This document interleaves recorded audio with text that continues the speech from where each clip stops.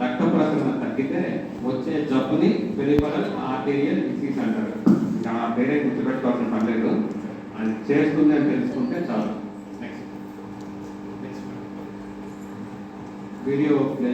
Next ఇక్కడ చూడండి, ఇది సాధారణ రక్తనాళం. మామూలుగా బ్లడ్ ఫ్రీగా అయిపోతుంది.